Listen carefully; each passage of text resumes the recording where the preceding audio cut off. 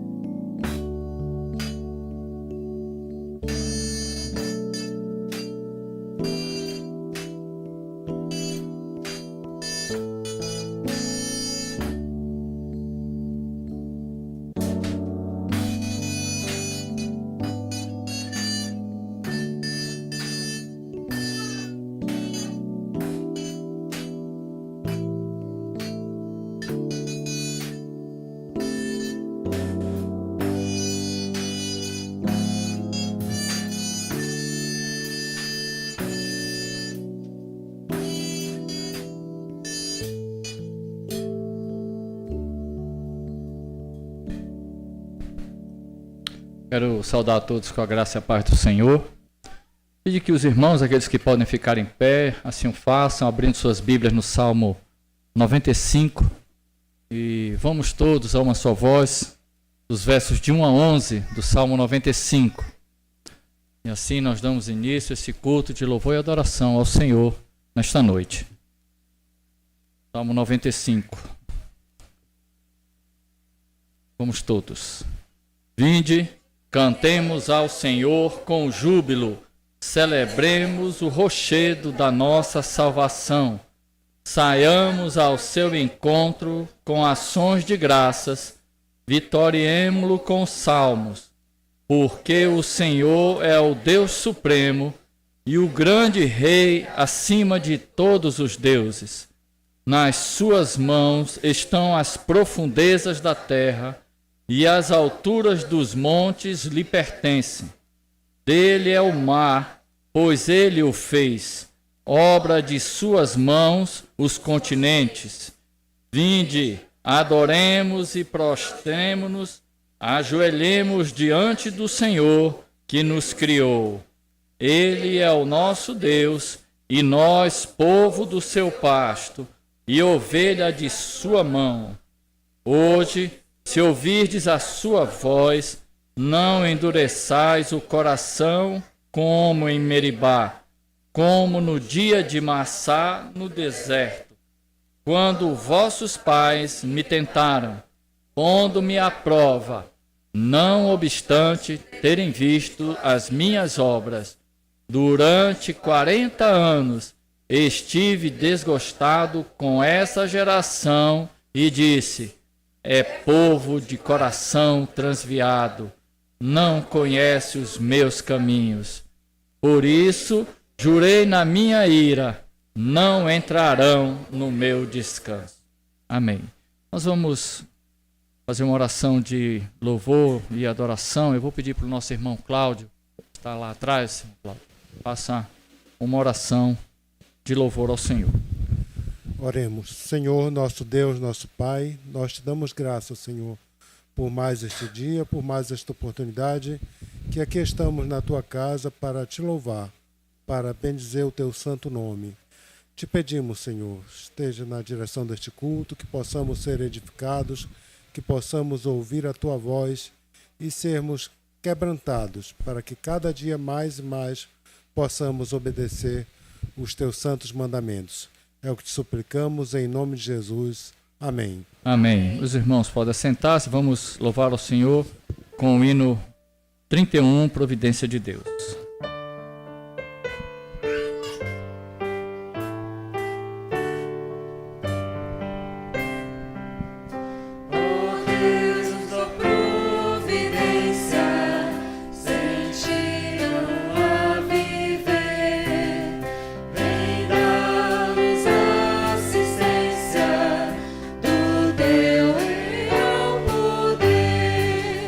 Não só em ti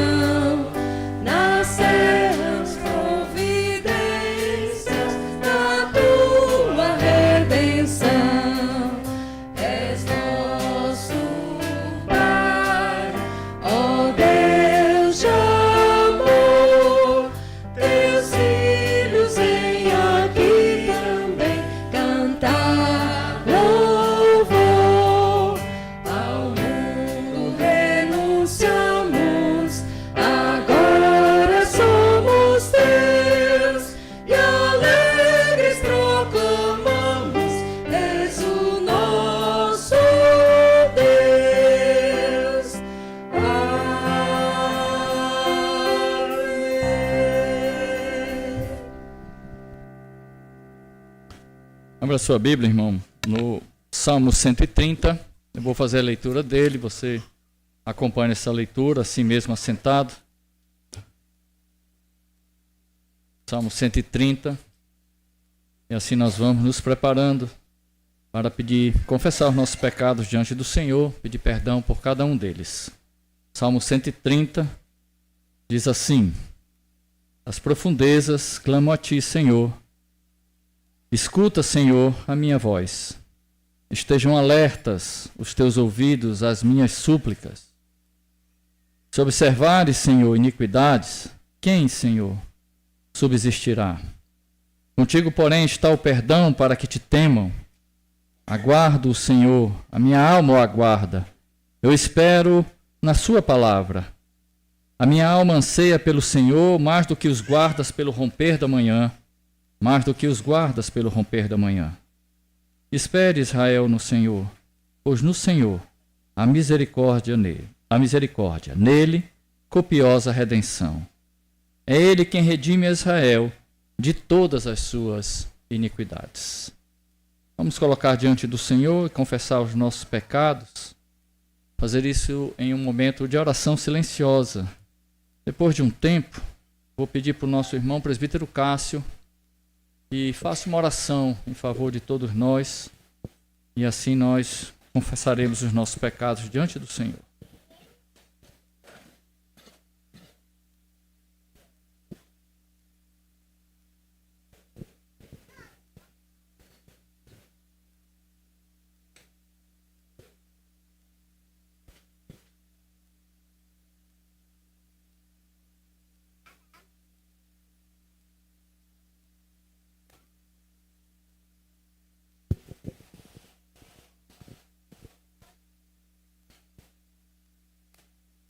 Santíssimo Deus, de amor, de misericórdia, graças te rendemos, Senhor, para nesse momento suplicar, Deus, o teu perdão, o teu favor sobre as nossas vidas. Porque, Deus, como disse teu servo Daniel, a nós nos cabe o corar de vergonha, Senhor, pois estamos diante de um Deus santo, um Deus justo, fiel, um Deus perfeito, enquanto a nós, pecadores, falhos, ingratos, Senhor Deus. Temos sido admoestados, Deus, temos sido, Deus, alertados acerca da necessidade de vivermos uma vida de santidade, de buscarmos ao Senhor, de vivermos, Deus, em obediência, Pai. Perdoa-nos, Senhor, perdoa-nos porque somos, ó Deus, muito prontos a falar, Deus, e tardios em te buscar, tardios, Deus, em clamar pelo perdão do Senhor. Ó Pai amado, ajuda, Senhor, para que as nossas obras, as nossas práticas possam agradar a Ti, Senhor Deus, que não sejam apenas palavras, Senhor Deus, porque a Tua palavra mesmo nos diz que aquele que confessa e deixa alcança a misericórdia. Que possamos deixar as velhas práticas, deixarmos, Deus, aquilo que nos afasta do Senhor e vivermos, Deus, para Te agradar, vivermos para o Teu louvor, vivermos, Deus, para exaltar o Teu santo nome, Pai. Te agradecemos pelo perdão, te agradecemos, Deus, por Tua misericórdia. Muito obrigado, Pai. Cuida das nossas vidas, cuida do nosso coração. Em nome de Jesus Cristo. Amém. Amém. Vamos louvar ao Senhor com o hino 268, Redenção.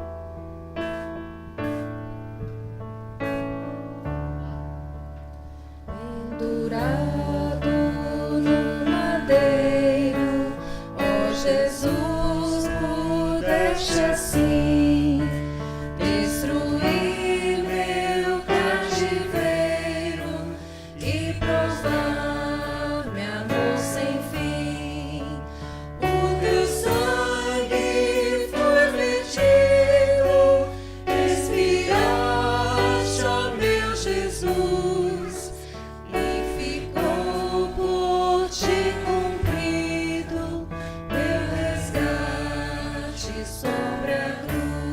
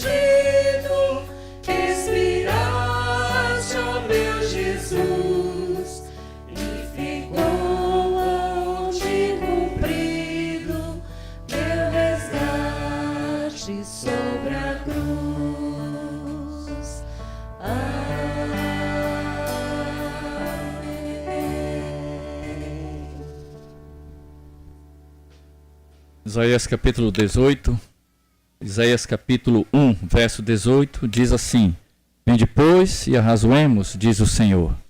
Ainda que o vosso pecado sejam como a escarlata, eles se tornarão brancos como a neve. Ainda que sejam vermelhos como o carmesim, se tornarão como a lã. Deus nos ajude. Eu vou pedir aos irmãos, aqueles que podem, fiquem em pé. Nós vamos fazer agora uma leitura alternada em Apocalipse, no capítulo 20.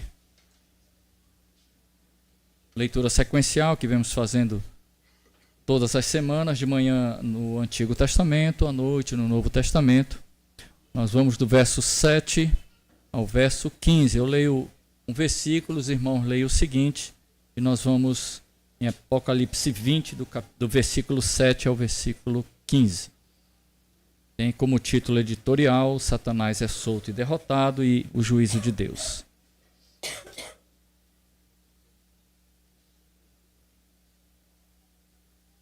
Quando, porém, se completarem os 1000 anos, Satanás será solto da sua prisão.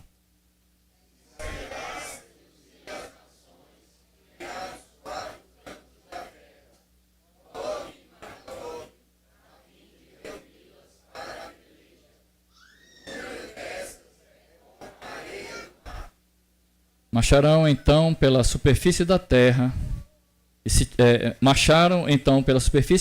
sitiaram o acampamento dos santos e a cidade querida.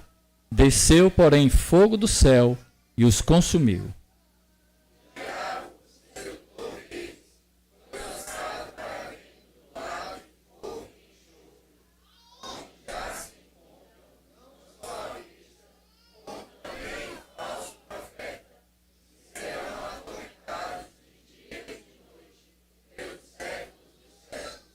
Vi um grande trono branco, e aquele que nele se assenta, de cuja presença fugiram a terra e o céu, e não se achou lugar para eles.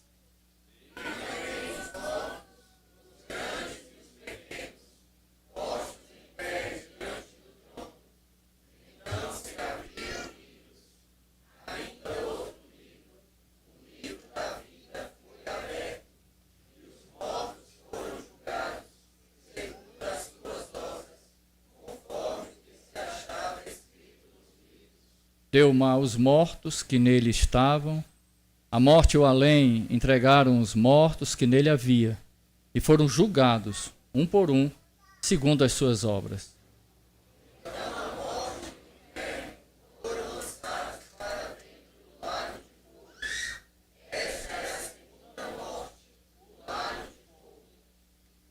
E se alguém não foi achado inscrito no livro da vida, esse foi lançado para dentro do lago de fogo. Os irmãos podem assentar.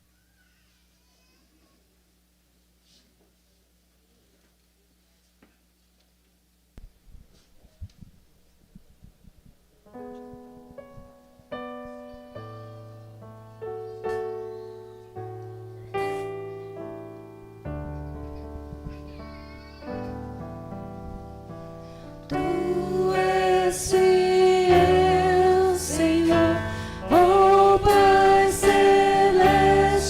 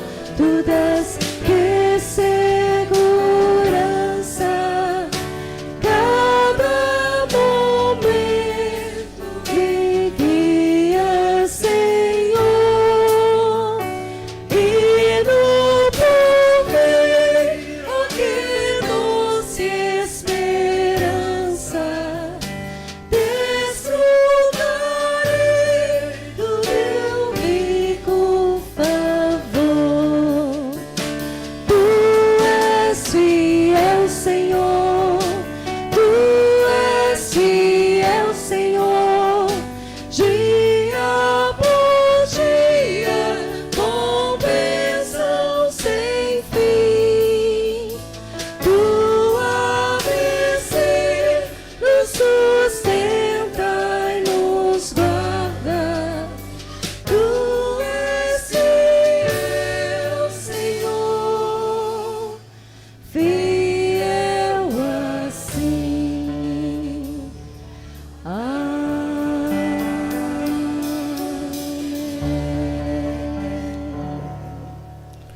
Oremos. Santo e bondoso Deus, graças te damos, ó Pai, podemos estar na tua casa, louvando o teu santo nome, te adorando. Nesse momento também, ó Pai, podendo devolver os dízimos e ofertas dos recursos que o Senhor tem dado a cada uma das famílias aqui. E nós te rogamos, ó Pai, pelo teu cuidado para com essas famílias, as famílias da tua igreja.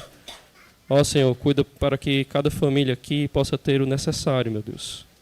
Aqueles que não puderam fazer, ó Pai, por falta de trabalho, nós te rogamos, Senhor, que o Senhor visite estas casas com os recursos necessários, com o trabalho, o que for necessário, ó Pai, para essas famílias. E nós também te pedimos, ó Pai, pelo manuseio, ó Pai, pela administração destes recursos, que eles sejam feitos, ó Pai, para a tua honra e para a tua glória. É o que te rogamos em nome do teu Filho Jesus. Amém. Vamos continuar louvando o nosso Deus. Aqueles que podem, fiquem em pé. Vamos continuar adorando aquele que um dia nos alcançou.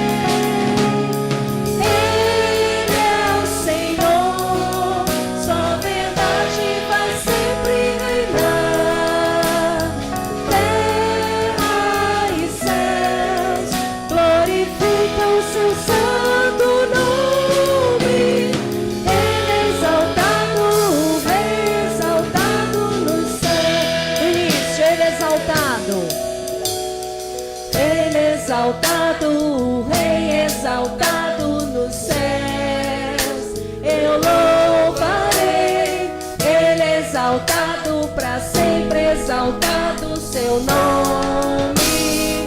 Louvarei. Ele é o Senhor, Ele é o Senhor. Sua verdade vai sempre reinar. Terra e céus glorificam seu santo nome. Ele é exaltado, o Rei exaltado no céu. Ele é o Senhor. Ele é o Senhor. Sua verdade vai sempre reinar. Terra e céus glorificam seu santo nome.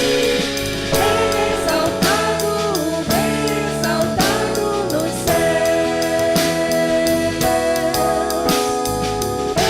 exaltado, o Rei exaltado nos céus. Ele é exaltado, o Rei exaltado nos céus. Doce nome.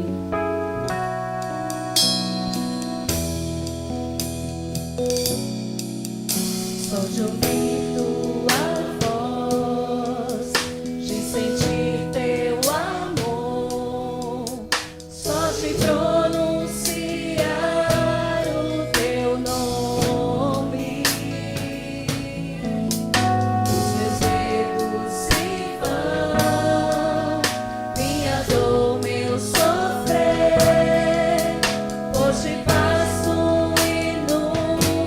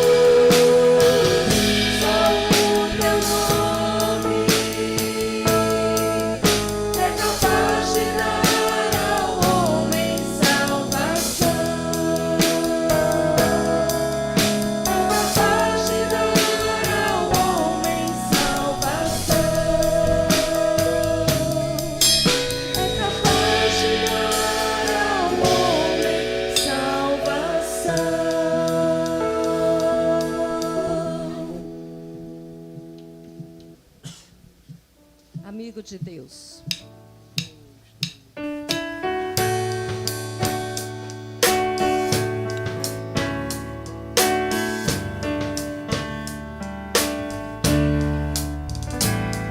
Não existe nada melhor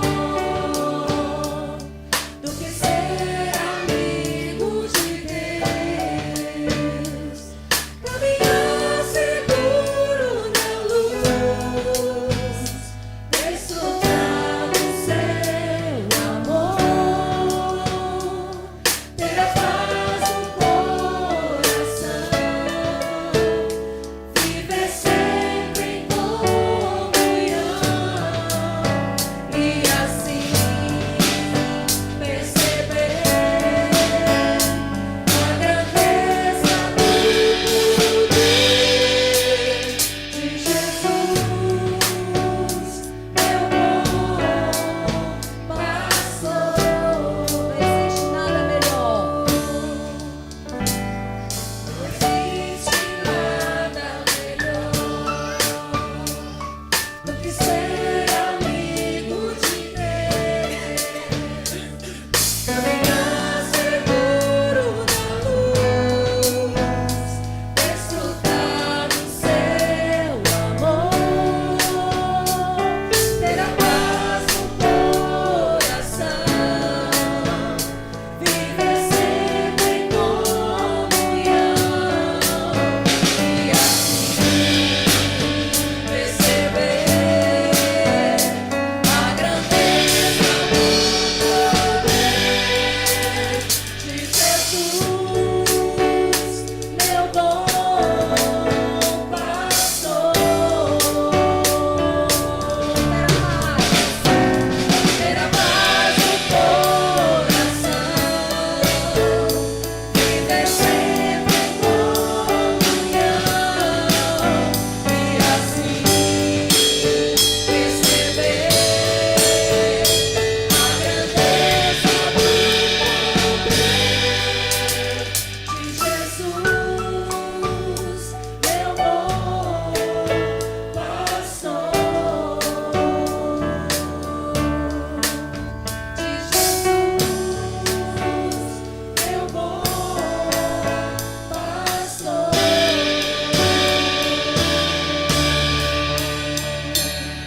Podeis assentar. Vamos continuar louvando ao nosso Deus. Alto preço.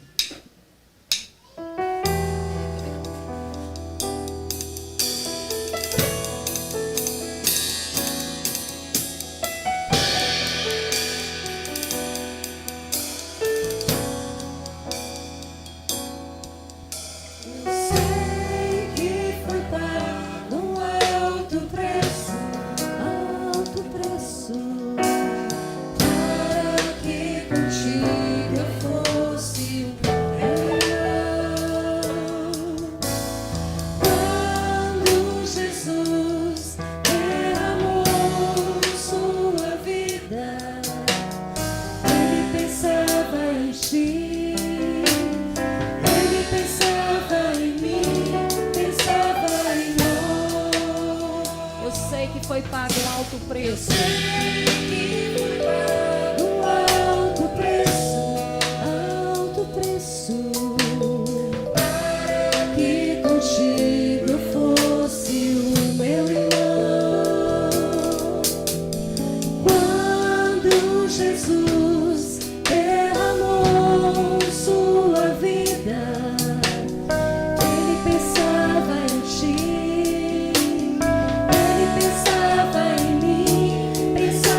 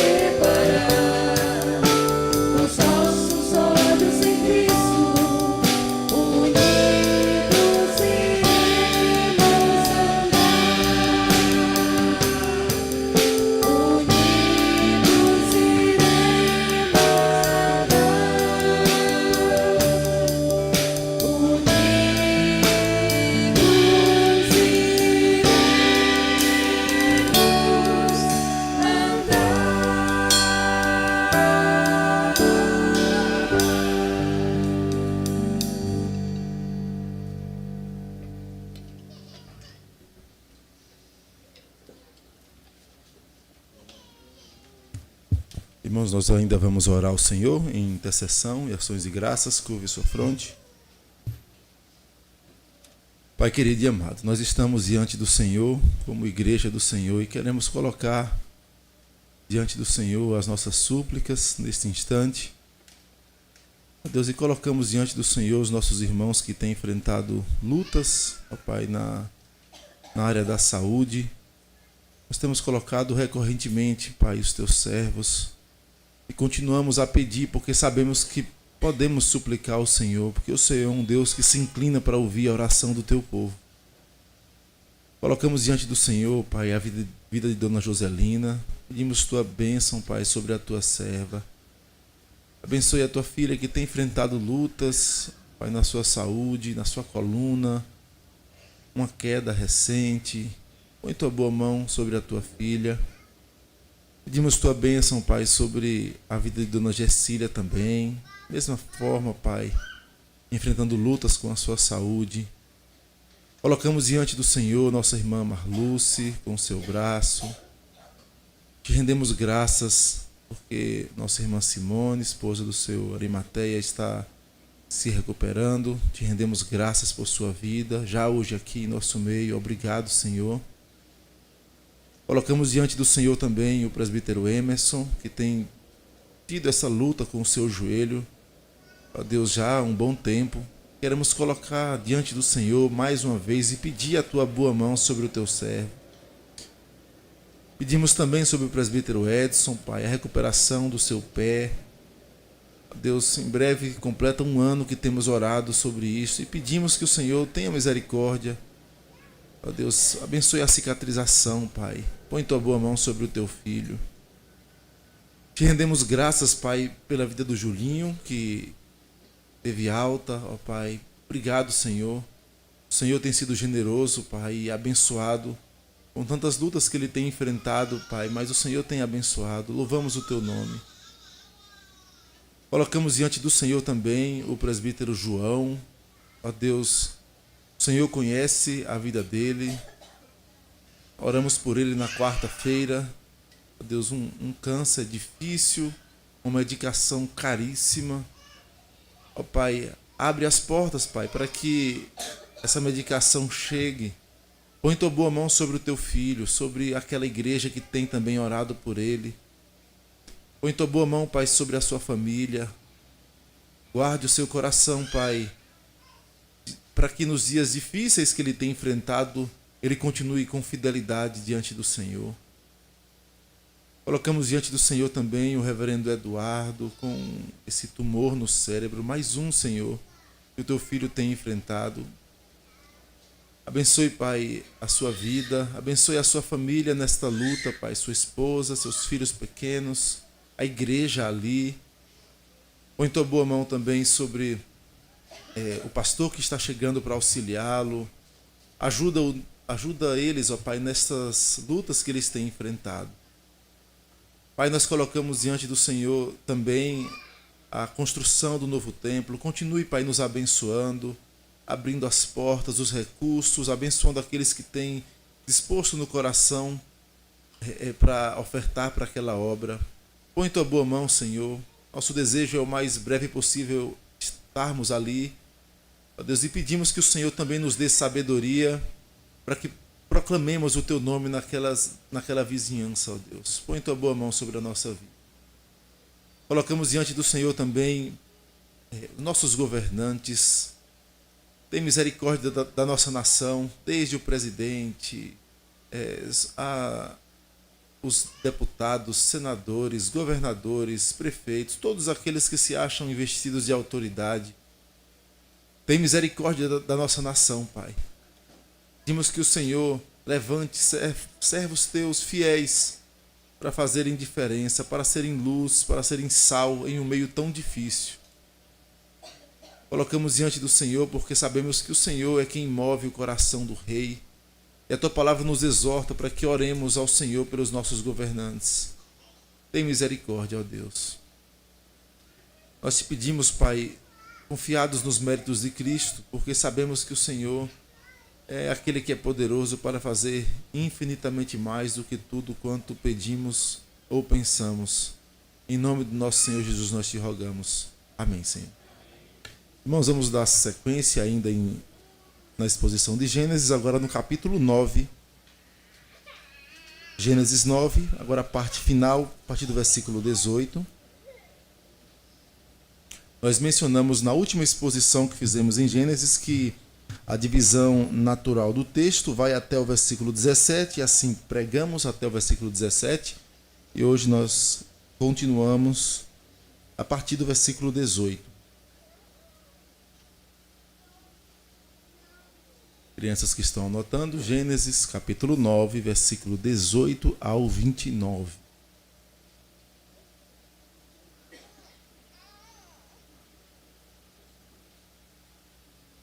E aí o tema, também as crianças que estão anotando, aí, o perfeito mediador. O perfeito mediador.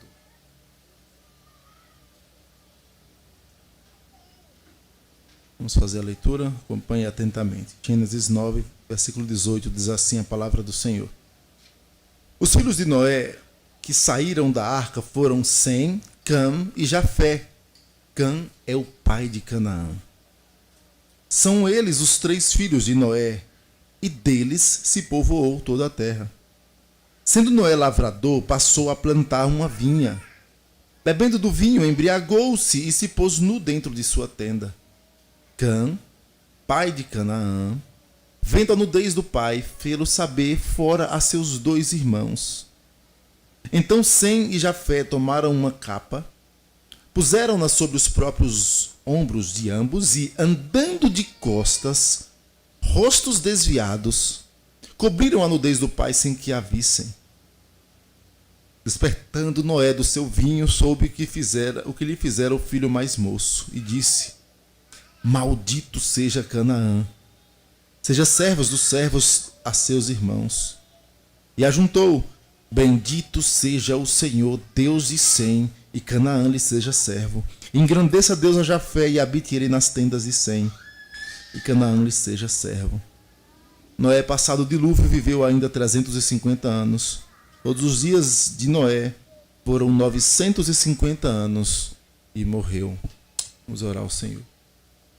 Obrigado, Pai, pela Tua palavra, e mais uma vez nós te suplicamos que o Senhor, por misericórdia, abra os nossos olhos para que entendamos a Tua palavra. Ilumina-nos, Senhor, para que nosso coração saia daqui cheio da Tua palavra. Nós queremos sair com a convicção de que ouvimos a Tua palavra, a exposição fiel que o Senhor falou conosco. Faz isso por misericórdia nesta noite, Senhor, a despeito de quem nós somos.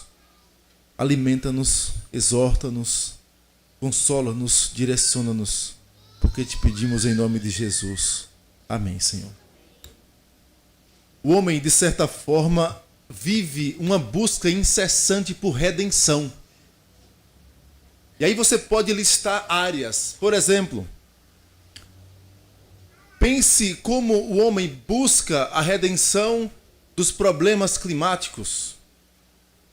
E aí você vai se recordar de tantos projetos e tantas pessoas que se ajuntam em ONGs ou em manifestações, tentando, no fundo, redimir um problema que elas estão, de certa forma, enxergando.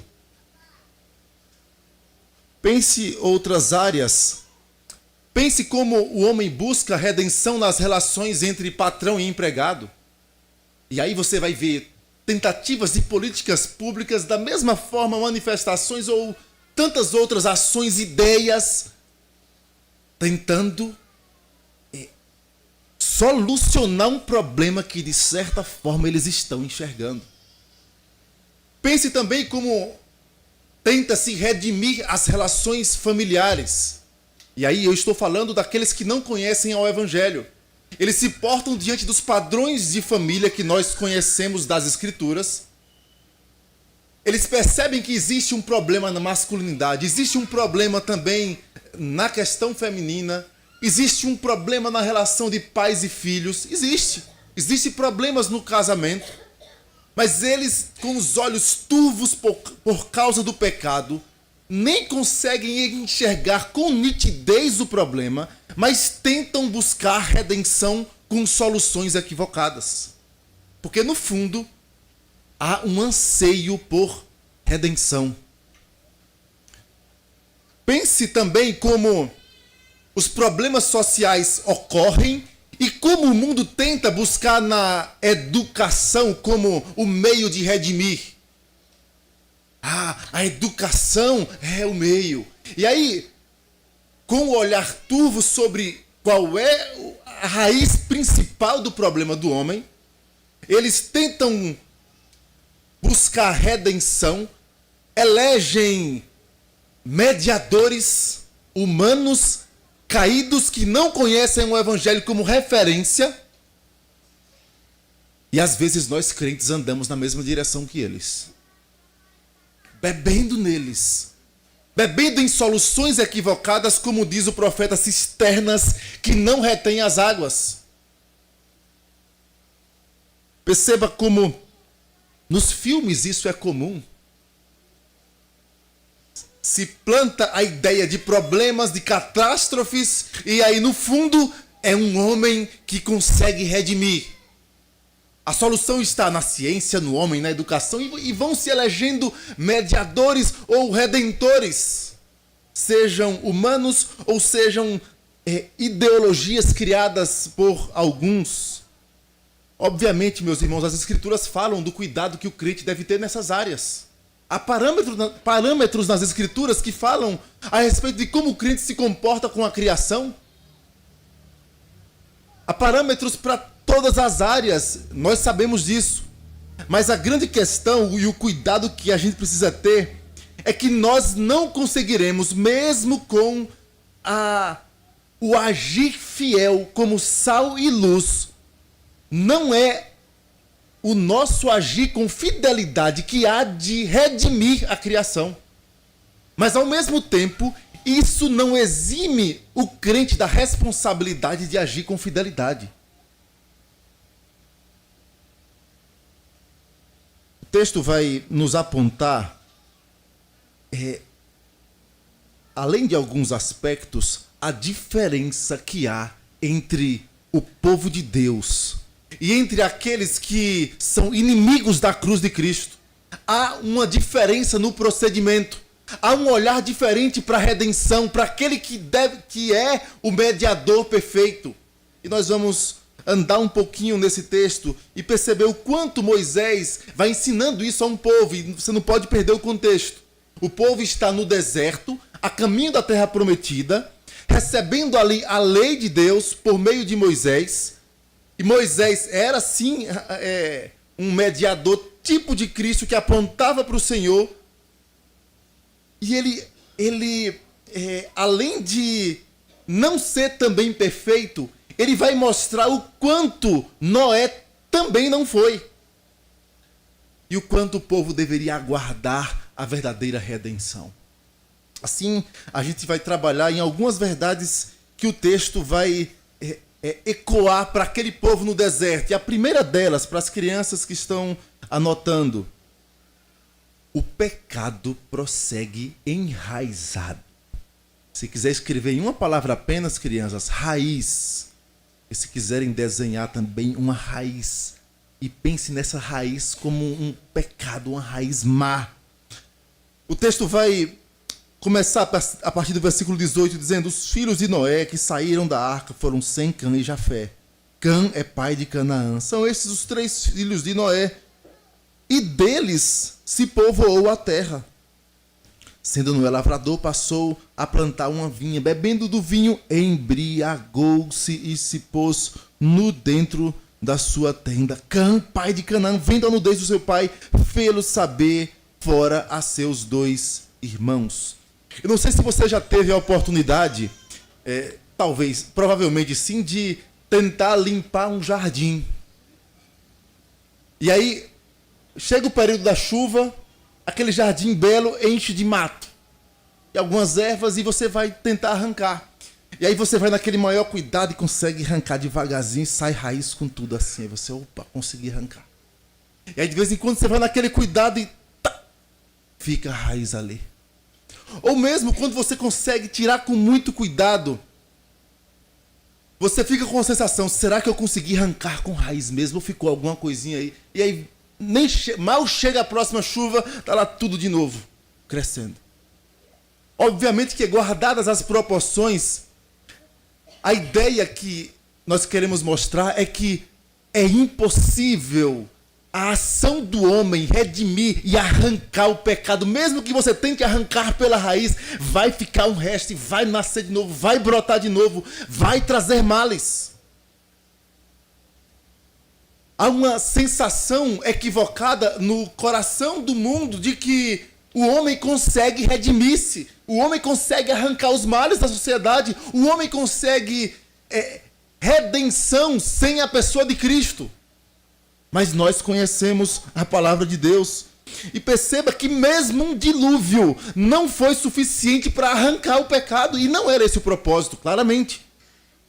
Mas era um exemplo, claro, do juízo de Deus que haveria de vir para o dia em que, de fato, o pecado será arrancado de uma vez por todas. Todos os que estavam ali na arca carregavam a semente do pecado enraizado no coração. E aí, perceba alguns detalhes ainda dentro disso. Mesmo com o pecado, o homem prossegue, de certa forma, cumprindo mandatos. Veja como o texto vai mostrar que Cã teve filhos. Era a ordem de Deus, enchei, multiplicai. Perceba ainda que a multiplicação não era meramente local a ideia, mas era de povoar a terra como a ordem, e o texto vai dizer, foi desses 3 que se povoou a terra. E você vai perceber também que Noé é lavrador, igual ao seu pai, da mesma forma como Deus ordenou a Adão também para trabalhar a terra.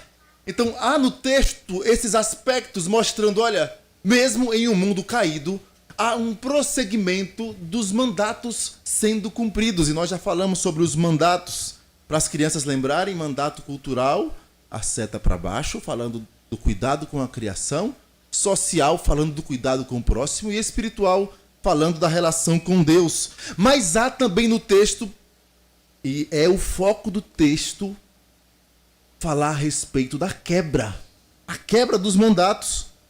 E aqui nós temos a questão do mandato de Cã, da quebra do mandato de Cã, e há uma especulação, mais de uma especulação, sobre que tipo de pecado Cã cometeu.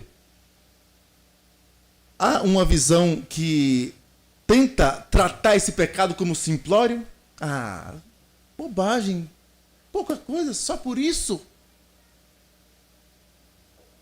Há também uma outra visão que tenta colocar que ali houve um abuso, mas nós entendemos que não é nenhuma destas duas ideias que o texto mostra, mas numa terceira via, nós olhamos para o texto e percebemos que o texto fala de um zombar da vergonha do seu pai, uma desonra a respeito daquela situação.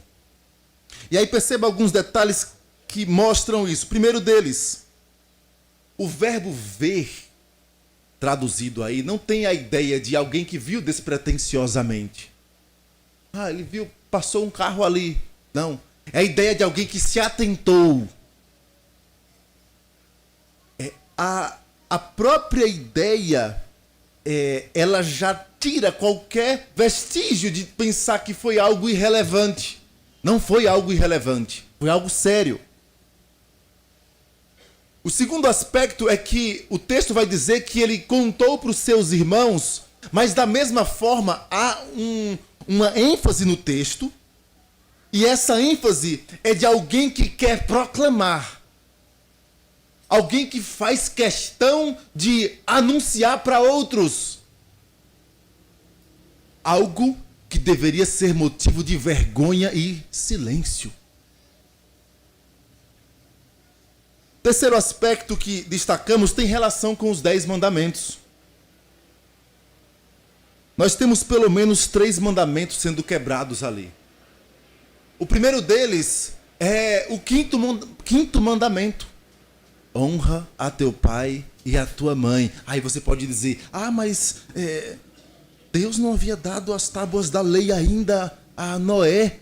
Irmãos, nós já vimos isso aqui, que lá em Gênesis, quando Deus dá os mandatos a Adão, já há implícito os 10 mandamentos ali.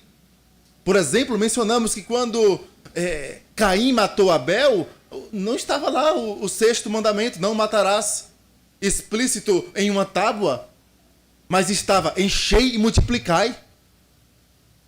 Então você tem já aspectos, e Cã não era alguém desavisado, de alguém que deveria honrar o seu pai.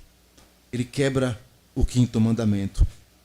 Ele quebra também o 7º mandamento, com relação à pureza. Quando o mandamento diz não adulterarás, ele não está dizendo somente o equívoco que acontece entre casais, mas fala da pureza de vida, até no olhar, como Cristo ensina. Aquele que olhar com intenção impura no coração, já adulterou. Mas há também a quebra do 9º mandamento. Quando as Escrituras nos ensinam, não dirás falso testemunho contra o teu próximo, a Bíblia não está dizendo somente, não conte uma mentira sobre alguém. E aí você vai lá, mas é verdade, eu vou contar. Não. Eu já mencionei algumas vezes sobre esse mandamento no Catecismo Maior. Lá diz assim, que entre os pecados proibidos no 9º mandamento está descobrir desnecessariamente as fraquezas de outrem. Não havia necessidade nenhuma de se espalhar o pecado de Noé, e nós vamos chegar lá. Não havia nenhuma necessidade. Assim como seus irmãos fizeram, Cã deveria ter feito. Mas ele fez questão não só de olhar, de zombar, mas também de proclamar, de sair anunciando o pecado do seu pai. Irmãos, aqui está sendo ensinado para Israel a diferença que há na vida de quem serve a Deus e de quem não serve. O povo está no deserto, a caminho de Canaã, e aí Moisés está mostrando, olha, sabe quem é Canaã? Canaã é descendente de Cã. É assim que esse povo procede, com impureza, com desonra às autoridades, procede com difamação nos lábios, mas os descendentes de Sem não. Cã era pai de Canaã. O texto repete, Cã era pai de Canaã. Cã era pai de Canaã. Moisés repetindo no texto, como ênfase, mostrando, olha, observem esses povos. Não se misturem com esses povos. Vocês são diferentes desses povos. Deus os escolheu, não porque vocês eram bonzinhos, éreis o menor de todos os povos. E aí Deus escolhe esse povo para ser luz, para ser sal, no meio daquela podridão que eles haveriam de entrar.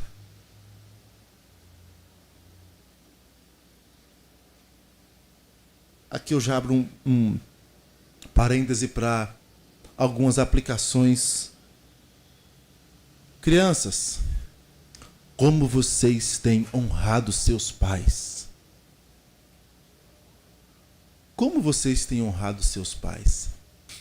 E a pergunta vai assim: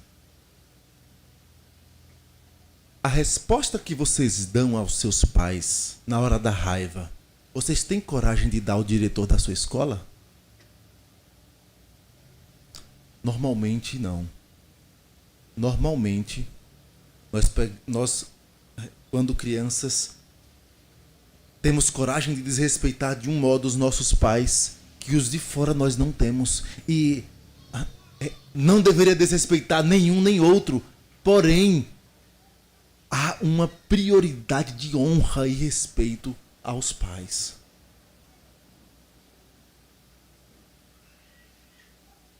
há um contraste entre Cã e seus irmãos. E observe que o texto vai trazer ênfase da atitude desonrosa de Cã e como seus irmãos foram. O texto vai dizer, bastava dizer, eles foram lá sem olhar e cobriram seu pai.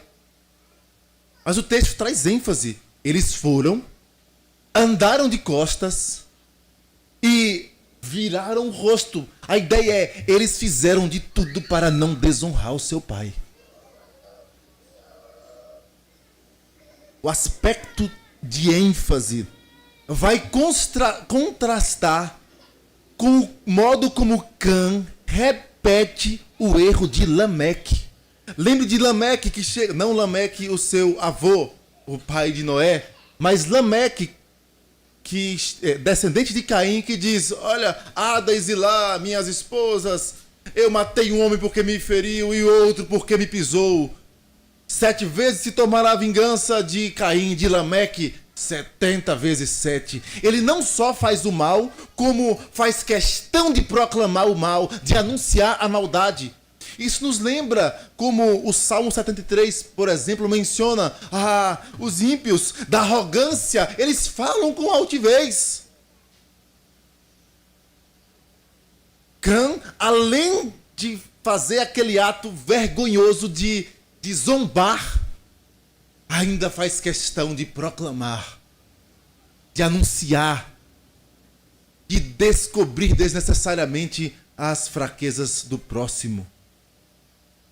Qual a necessidade de você sair contando? Aqui tem aplicação direta para fofoca. Qual a necessidade de se contar esse fato para alguém? Olha, você viu? Fulano fez isso e aquilo. Qual a necessidade?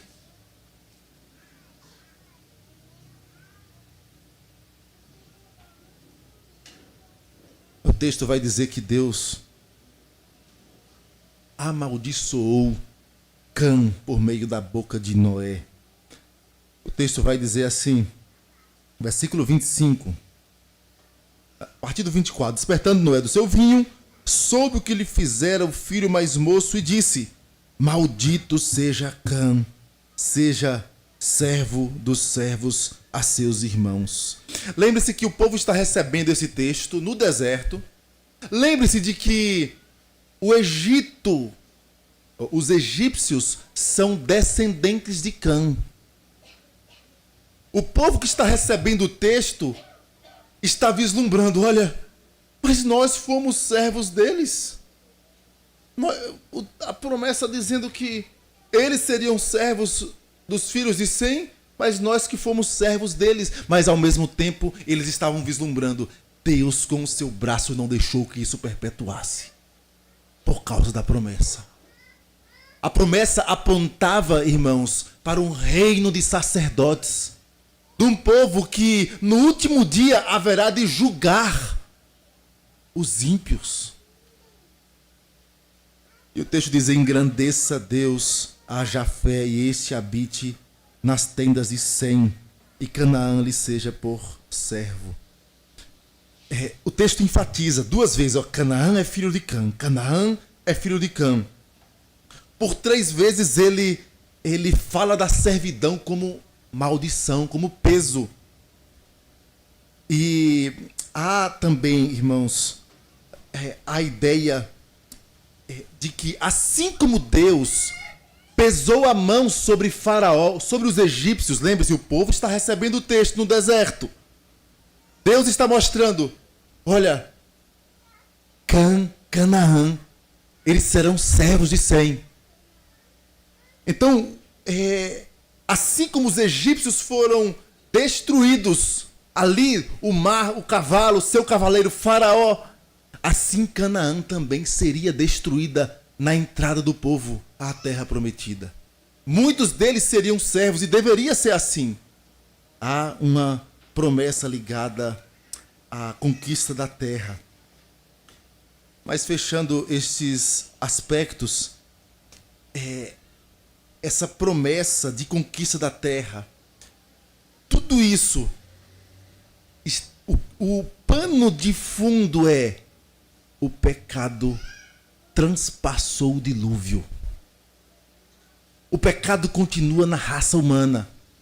O pecado estava em Cã, estava em Sem, estava em Jafé, estava em Noé, porque somente o Messias há de extirpar o pecado. E aí é onde a gente entra nesse segundo ponto. O segundo ponto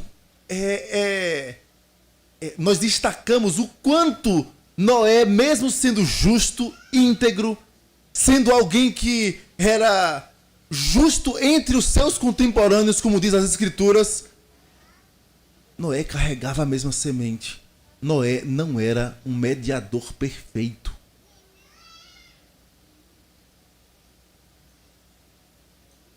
João Calvino diz assim: a impiedade de Cã nos prova quão profunda é a raiz da maldade nos homens, e que ela continuamente lança os seus brotos, exceto onde o poder do Espírito prevalece sobre ela. Noé era um desses que Deus segurava a infidelidade. Mas mesmo assim Noé não era perfeito. Crianças que estão anotando, Noé era mediador imperfeito. O texto diz assim, versículo 20: sendo Noé lavrador, passou a plantar uma vinha, bebendo do vinho, embriagou-se e se pôs nu dentro da sua tenda. Você já viu alguém falar assim: olha, se eu tivesse lá com Adão, eu ia pegar Adão. Por causa de Adão eu estou aqui. E agora com esses vídeos da inteligência artificial, você vê às vezes alguns vídeos. Eu mencionei sobre isso. Há algumas zombarias nessas representações. Mas eu me recordo também de um outro vídeo comum de alguém vestido de diabo e tentando simular como Adão pecou ou como Eva pecou. Como se a sensação é para que nós olhemos para o relato da queda e pensemos: eu não ia cair assim. Eu não ia cair como Adão caiu. Foi muito boba essa queda. A ideia desses vídeos, os irmãos que já acompanharam, é esta. Mas perceba, irmãos, que o texto vai trazer um comparativo entre Noé e Adão. E esse comparativo vai trazer também a ideia de que não tem como nenhum outro no lugar de Adão, que, se não a pessoa de Cristo, passar pela tentação e passar ileso. Não há possibilidade. Somente o segundo Adão, Cristo, é o mediador perfeito. E aqui o texto vai mostrar esse aspecto. Perceba o comparativo. O Bruce Waltke, que ele vai fazer uma lista, ele vai dizendo: olha, na criação o texto vai falar de as águas cobriam a face do abismo. E aí chega aqui no dilúvio, há muitas águas também. Adão e Noé recebem palavras ligadas à imagem de Deus. Adão criado à imagem e semelhança de Deus, e Noé, quando Deus fala a respeito da morte, olha, quem ferir a outro homem, ele será ferido também, porque Deus criou o homem à sua imagem. Os dois andam com Deus, conforme o texto. Os dois governam animais. Adão dando-lhes nome, Noé conduzindo para a arca. Aliás, os animais chegam até Noé e entram na arca. Deus repete os mandatos que deu para Adão, ele repete para Noé: enchei, multiplicai, povoai a terra. E os irmãos se recordam. Ambos trabalham com o solo. Adão vai cultivar o jardim e Noé vai ali ser lavrador e plantar uma vinha. Os dois seguem também o mesmo padrão de pecado, através do alimento. Adão, um fruto proibido, Noé plantando, colhendo, trabalhando aquele fruto, bebendo daquele fruto, se embriagando. O resultado imediato do pecado dos dois foi que Adão percebeu que estava nu e Noé também estava nu. O texto vai mostrar Noé quebrando aqui também mandamentos. O 7º mandamento. Noé quebra o mandato cultural, ele usa a criação de modo equivocado. E aqui também, mais uma vez, você tem aplicações diretas para o cuidado com os vícios. Cuidado com a embriaguez. A Escritura é vasta em falar sobre os perigos da embriaguez. Há alguns textos, crianças, textos que o pastor citou. Provérbios 21, 17. Quem ama os prazeres empobrecerá. Quem ama o vinho e o azeite jamais enriquecerá.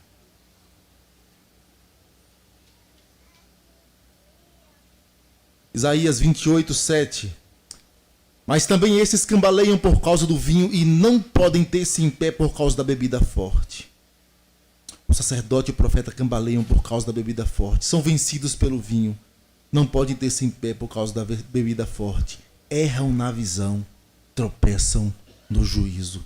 Isaías 28, 7. E o texto talvez mais conhecido é Efésios 5, 18. Não vos embriagueis com vinho no qual há dissolução, mas enchei-vos do Espírito Santo. Irmãos, a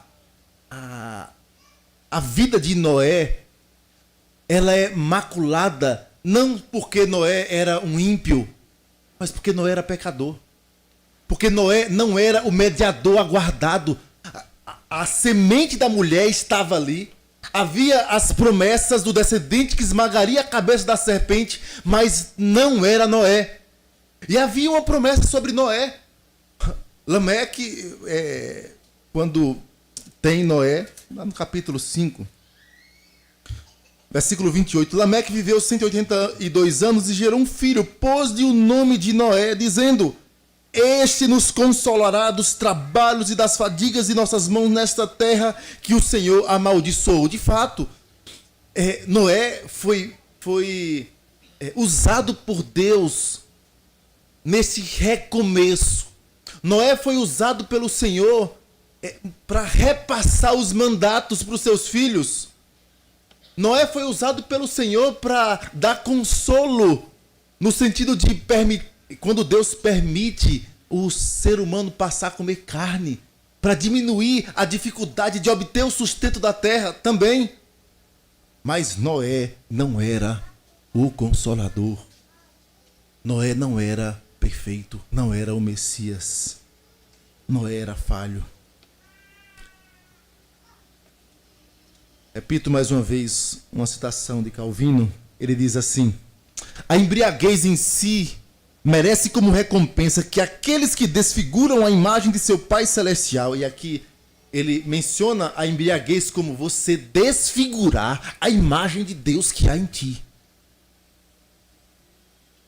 Repito, a embriaguez em si merece como recompensa que aqueles que desfiguram a imagem de seu Pai Celestial em si mesmos se tornem motivo de riso para os seus próprios filhos, pois certamente, quando possível, os bêbados subvertem seu próprio entendimento e até certo ponto se privam da razão a ponto de degenerar em bestas. E lembremos-nos que se o Senhor vingou tão gravemente a única transgressão do homem santo, ele mencionando, olha, a vida de Noé é pontuada e Deus permitiu esta vergonha deste homem santo, como as Escrituras colocam, ele se mostrará um vingador não menos severo contra aqueles que se embriagam diariamente. E disso temos exemplos suficientemente numerosos diante de nossos olhos. Calvino certamente estava falando do contexto de Genebra, em muitos se embriagando, e ele mostrando, se Deus agiu com severidade contra alguém que pontualmente, as Escrituras mencionam, pontualmente se embriagou, e foi esse motivo de vergonha, e aqueles que continuam a cair nesses pecados, como será que o Senhor agirá? Certamente com não menos rigor do que agiu contra Noé Noé não trouxe o consolo aguardado, mas ele tipificava, porque ele era imperfeito. Noé não tinha capacidade de redimir o homem. Mas o terceiro aspecto que destacamos do texto é que Israel aguarda o descendente de Sem. O texto, versículo 26, diz: e ajuntou, e aqui a tradução pode ser a mesma, e disse: bendito seja o Senhor, Deus de Sem. Senhor, aí em caixa alta nós já mencionamos Yahvé, o Deus. Bendito seja Yahvé, o Deus de Sem. Perceba que mesmo diante da humanidade caída, do pecado enraizado no coração, mesmo diante de tipos de Cristo, mediadores imperfeitos, Deus continua mantendo a sua promessa. Promessa a respeito de Cristo. Há aqui, quando há esta menção de Sem, esta menção vai mostrar a linhagem messiânica, que o texto vai continuar. Sem como um dos precursores do Messias. E há aqui, irmãos, algo belíssimo no texto. Porque nós falamos dos comparativos entre Adão e Noé. Adão dando nome aos animais, Noé juntando os animais na arca, Adão pecando com o fruto, Noé também com o fruto da videira. E aí você vai fazendo esses paralelos, até chegar no ápice, a nudez dos dois, a nudez de Adão, a nudez de Noé. E aí você vai perceber, lá em Adão, o Senhor promove um sacrifício e cobre a vergonha do pecado. Em Noé também tem a coberta da vergonha do pecado. Mas não é um animal que é morto. É o primogênito que toma a dianteira. O primogênito de Noé cobre o seu pai a vergonha do pecado. Há um apontamento. Os comentaristas mencionam que há aqui também mais um broto do que chamamos do proto-evangelho. Se lá atrás falava da semente da mulher que esmagaria a cabeça da serpente, aqui fala de Sem, do descendente de Sem, Jesus Cristo. Israel deve aguardar o descendente de Sem. Essa era a palavra de Moisés, aquele povo no deserto. Povo que aguardava a entrada na terra prometida, a terra que mana leite e mel. Mas o maior almejo da alma daquele povo não deveria ser entrar naquela terra. Você deve se lembrar de Abraão, que peregrinou na terra da promessa, viveu como peregrino lá, e o autor aos Hebreus vai dizer, porque ele aguardava a cidade da qual Deus é o arquiteto e fundador. Da mesma forma, o povo ali no deserto, ao perceber, deveria aguardar e bem dizer o Deus de Sem. É uma menção comum: Deus de Abraão, Deus de Isaac, Deus de Jacó, Deus de Naor, Deus de Israel, Deus de Sem. Ele é o nosso Deus. A bênção de Noé sobre Sem aponta para aquele que é o perfeito mediador, Jesus Cristo. Lá em Lucas 3,36 diz: Salá, filho de Cainã, Cainã, filho de Arfaxade, a genealogia de Jesus Cristo. A de Mateus vai até Abraão, e a de Lucas vai até Adão, e aí ele continua e diz: Arfaxade, filho de Sem. Este, filho de Noé, filho de Lameque. O homem continua, irmãos, buscando redenção, buscando solução para os problemas graves. Mas sem a lente das Escrituras, eles enxergam turvo e buscam redentores que não são Cristo. E aqueles que temem ao Senhor e que aguardam a volta do Senhor Jesus Cristo, eles agem diferente de Cã. Porque eles aguardam a redenção. Porque eles foram feitos filhos. Porque eles têm consciência de quem é o Senhor, quem é Yahvé. Bendito seja Yahvé, o Deus da aliança, Deus que baixou até nós, Deus que fez a aliança de redimir-nos dos nossos pecados, Deus que não só promete redenção, mas que garante e garantiu na cruz. O grande problema é que muitas vezes nós caímos no erro de tentar imitá-los. Ao invés de sermos diferentes, como descendentes de Sem, não, muitas vezes nós erramos. Irmãos, a vida cristã, ela, de fato, por vezes, corremos o risco de andar em altos e baixos. Mas como mencionamos de manhã, é estranho.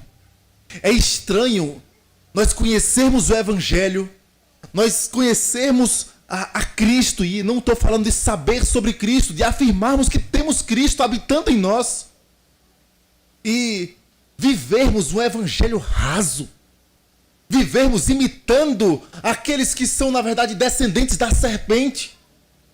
O dilúvio não extinguiu os descendentes da serpente, estava ali. Canaã. Mas ao mesmo tempo, Deus promoveu redenção para que não mais vivamos para nós mesmos, mas para que o mundo olhe para nós e perceba a diferença que há entre quem serve a Deus e entre quem não serve. Noé não era um perfeito redentor, mas ele apontava e viveu pela fé naquele que veio, que deu sua vida por quem nós devemos viver, Jesus Cristo. Que Ele nos abençoe. Amém. Vamos colocar, aliás, vamos passar a ceia do Senhor. Abra as Escrituras, 1 Coríntios 11.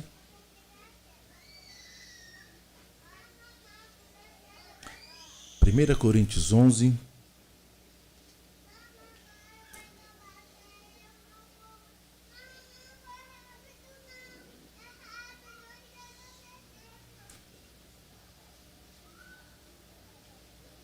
A partir do versículo 23, a palavra do Senhor nos diz assim: Porque eu recebi do Senhor o que também vos entreguei, que o Senhor Jesus, na noite em que foi traído, tomou o pão e, tendo dado graças, o partiu e disse: Isto é o meu corpo, que é dado por vós, fazei isto em memória de mim. Por semelhante modo, depois de haver ceado, tomou também o cálice, dizendo: Esse cálice é a nova aliança no meu sangue. Fazei isto todas as vezes que o beberdes em memória de mim. Porque todas as vezes que comerdes este pão e beberdes o cálice, anunciais a morte do Senhor até que ele venha. Por isso, aquele que comer o pão ou beber o cálice do Senhor indignamente, será réu do corpo e do sangue do Senhor. Examine-se, pois, o homem a si mesmo, e assim coma do pão e beba do cálice. Pois quem come e bebe sem discernir o corpo, come e bebe juízo para si. Eis a razão porque há entre vós muitos fracos e doentes, e não poucos que dormem. Porque se nos julgássemos a nós mesmos, não seríamos julgados. Mas quando julgados, somos disciplinados pelo Senhor para não sermos condenados com o mundo. Assim, pois, irmãos meus, quando vos reunis para comer, esperai uns pelos outros. Se alguém tem fome, coma em casa, a fim de não vos reunirdes para juízo. Quantas demais coisas eu as ordenarei quando for ter convosco. Amém. A palavra do Senhor, quando nos instrui acerca da ceia, nos mostra, irmãos, que a ceia não é uma mera refeição, não é um mero memorial, mas é uma refeição espiritual que o povo de Deus toma conforme a ordem do Senhor Jesus Cristo. E mesmo que os elementos continuem como pão, como fruto da videira, aqueles que participam com fé, à medida, da mesma forma como eles experimentam no seu corpo, do cheiro, do sabor destes elementos espiritualmente, ele participa do corpo e do sangue de Cristo. É a presença espiritual de Cristo na ceia. É por isso que não é algo simplório, nem algo para que você possa desprezar. E é tão sério a ponto das Escrituras falarem que não são poucos os que dormem. Um eufemismo para dizer, não são poucos os que Deus derramou juízo de morte, aqueles que participaram de modo indigno na sua mesa. Nós temos o privilégio, nós já mencionamos isso, nós gostamos dos privilégios, como seres humanos. E quando recebemos um convite honroso de alguém importante, olha, eu almocei com fulano, nós temos esse tipo de atitude. Mas nós temos o privilégio de nos assentar na mesa com o nosso Senhor. É a mesa do Senhor. É por isso que as Escrituras nos alertam, e Paulo traz esse alerta a respeito daqueles que se aproximam da mesa de qualquer modo. Se aproximam da mesa de comunhão com o Senhor, com o seu corpo, e vive em pecado com o seu próximo, em desavença com o seu irmão. As Escrituras nos dizem, olha, examine-se, pois, o homem a si mesmo, e assim coma. Uma das ideias que nós destacamos é: apresse os passos para se reconciliar com seu irmão. Apresse os passos. Não trate a mesa do Senhor como desprezível, como menos importante do que a sua queixa. Apresse os passos e participe da mesa do Senhor dignamente. Nós vamos, nesse instante, orar ao Senhor. Curve sua fronte. Pai, mais uma vez nós estamos diante do Senhor. Nesse instante que separamos esses elementos do uso comum, nós pedimos que o Senhor, por misericórdia, abençoe a tua igreja. Nos ajude, Pai, a vivermos em unidade. Tem misericórdia, Pai, porque tantas vezes o nosso coração se exalta e criamos desavenças por coisas tão pequenas. E nós conhecemos a tua palavra, conhecemos a tua exortação a respeito do perdão, da reconciliação urgente. E nós queremos pedir que o Senhor nos ajude, Pai, para que sejamos diligentes em perdoar, diligentes em buscar reconciliação, e que possamos participar da tua mesa com dignidade, com fé. Tem misericórdia de nós e nos ajude. Abençoa-nos à medida em que participamos da tua mesa. Nós pedimos assim, em nome de Jesus. Amém, Senhor. Queremos convidar os presbíteros, presbítero Marcos, presbítero Fernando, presbítero Cássio, presbítero Gessé, também para nos ajudar na distribuição dos elementos. Essa mesa, irmãos, não é a mesa da Igreja Presbiteriana do Cambeba. Se você é membro de alguma igreja evangélica que prega a palavra do Senhor com fidelidade, que administra os sacramentos, a disciplina, normalmente igrejas batistas, Assembleia de Deus e outras denominações sérias, você é convidado a participar conosco, porque aqui é a mesa do Senhor. No nosso costume, você já pode tomar o elemento e curvar em oração silenciosa, cantar a meia voz, e não precisa você aguardar todos receberem.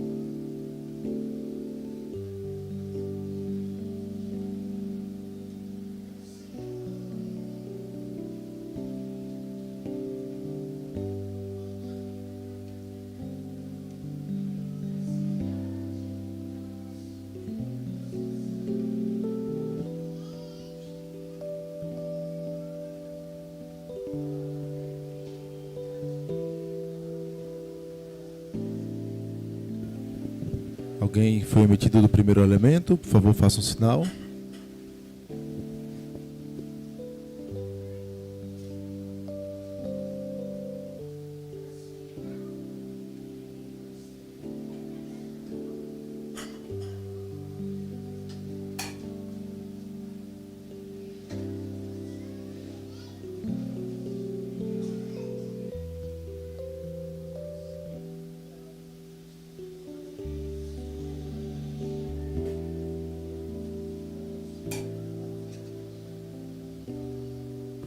Depois de haver ceado, o Senhor Jesus tomou o cálice, dizendo: esse cálice é a nova aliança no meu sangue, fazei isso em memória de mim. Aqueles que participaram no primeiro elemento são convidados a participar do segundo elemento.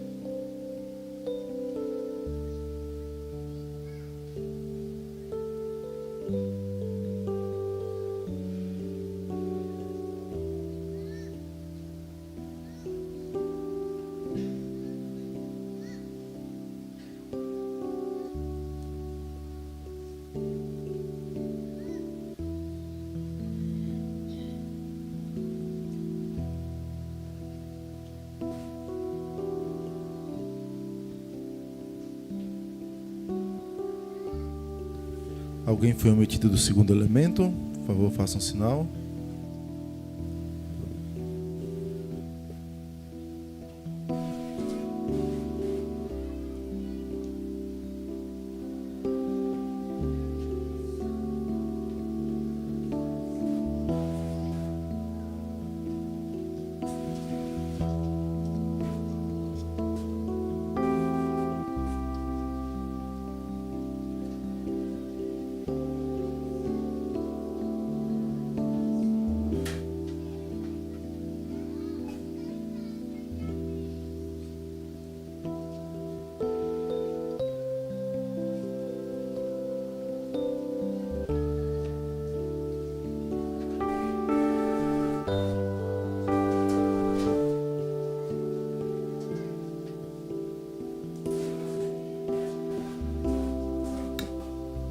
Vamos colocar de pé, irmãos, vamos orar.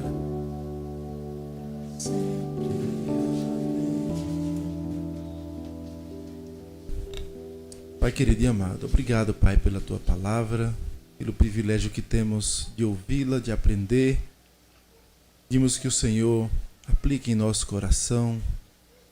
Pedimos que o Senhor haja com misericórdia sobre a nossa vida e nos ajude a crescer, Deus, como restaurados à imagem de Cristo. Pedimos, Pai, a Tua bênção sobre o nosso retorno aos lares. Nos dê, Pai, uma semana em que Te honremos em tudo o que fizermos. Nós pedimos em nome do nosso Senhor Jesus.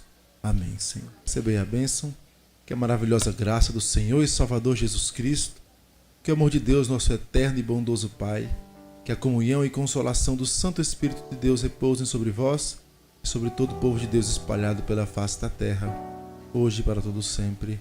Amém, Senhor.